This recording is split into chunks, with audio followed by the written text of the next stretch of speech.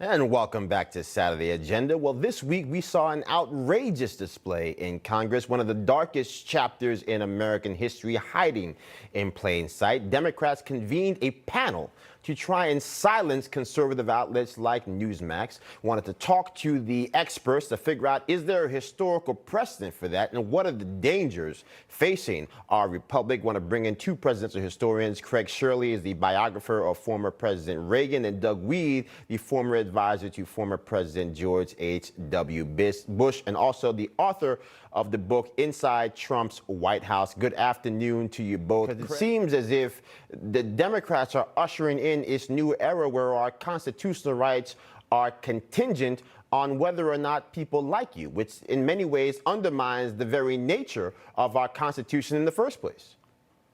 Yeah, you're right, Joe. This shows, in my humble opinion, the intellectual bankruptcy of the Democrat Party. There are issues raised on Newsmax and Fox News, and they can't answer them, so they retreat to the Marxist view. Marx taught that if you can't answer their arguments, you shut their arguments down. And I would have to say this is a real lurch to the left.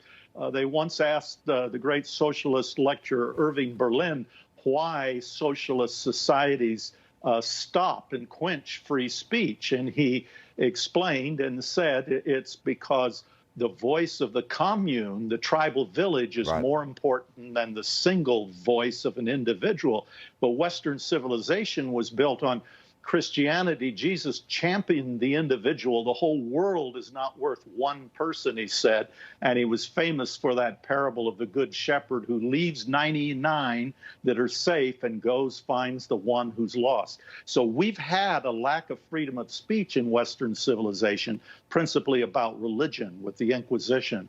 But we always champion individualism. There's not going to be another Bill Gates or Steve Jobs if we aren't going to have free speech. Now, Craig, are there any lessons that we can glean from history? You talk about Washington as far as when the last time we've seen some things like this. But are there any lessons from history also that can have some breadcrumbs that can lead us out of this mess that we find ourselves in today, where people are trying to implement policies that in many ways are the antithesis of what America was always founded on?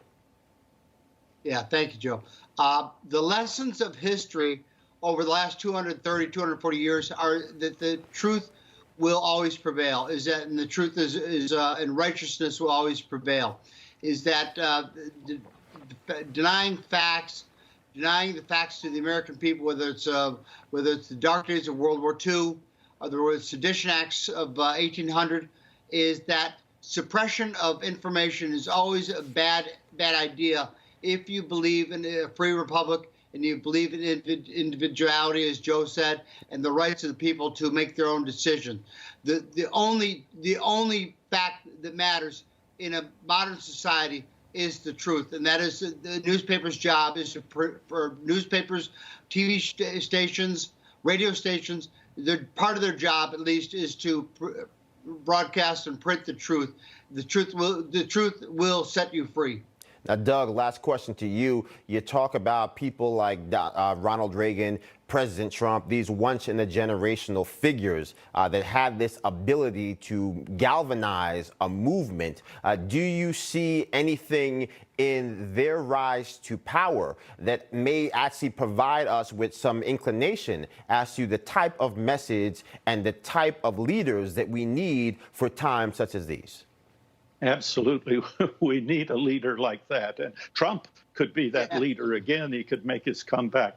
I have to tell you, there's a metaphor for this, Joe, and that's the moment where the President of the United States, Joe Biden, says on national television on a CNN show, there was no vaccine when I became president. And Anderson Cooper stands there mute. It's a shameless moment in history. He doesn't say a word. 2 + 2 = 5. That's an Orwellian, chilling moment that happened. And my study of the Soviet Union is that sometimes they didn't know what they didn't know.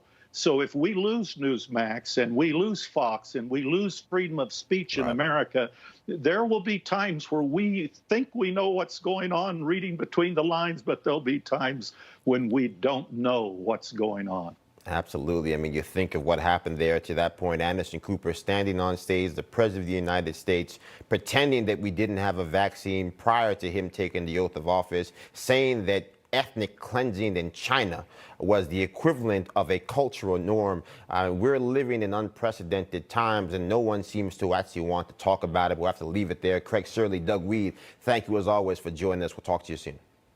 Thanks, Joe. Thank you, Joe. My friends are calling me all the time and writing me and saying, "You've disappeared from television. We can't find you. We don't see you anymore." This is the only way we've been figured out how to beat the censors.